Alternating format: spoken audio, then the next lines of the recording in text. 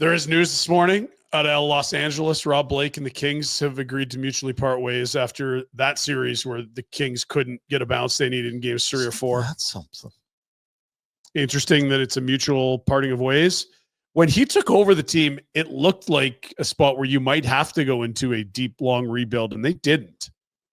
Well, and how were they rewarded? Well, with lots of playoffs, so they lost in round 1. It's a really interesting anecdote because you could find some similarities to some teams we cover that talk about rebuilds. Do you ever wonder at a point? I mean, I have no idea. I'm looking at Blake and Robitaille buddies. Yeah. I feel like Blake saved his skin with that Kemper Dubois trade because it worked out right. Yeah.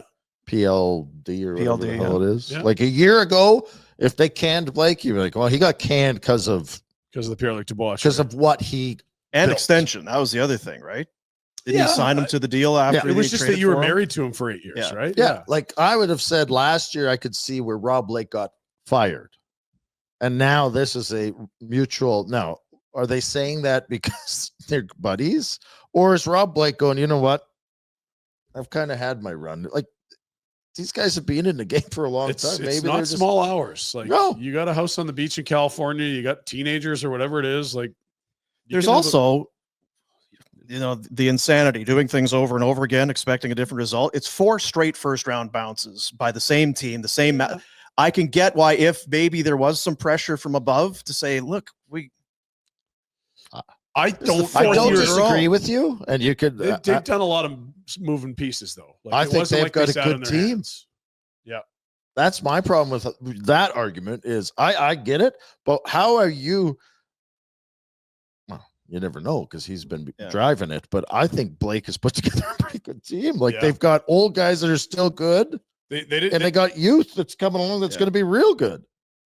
The Kuzmenko ad was great for them. Really good. He's a U, so maybe they re-up him, but it's going to be a new regime now.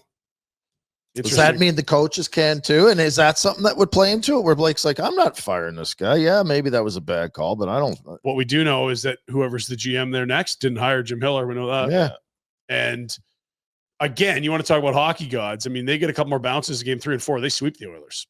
Yes, they are. Like Quentin Byfield gets it out, and you make a little bit better of a third period in game 3, including a horrific coaching goalie interference challenge.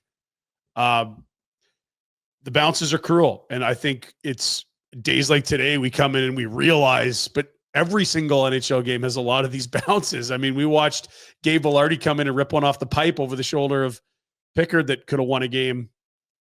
That puck goes a third of an inch to the right. It's, you're up 3-1 in that series. And that's after blowing game 3 with some brain farts. Hey, buddies. Thanks for watching. We appreciate it. Also, if you could throw in a like and subscribe, it does help us out with what it is we are doing. And check out more at flamesnation.ca.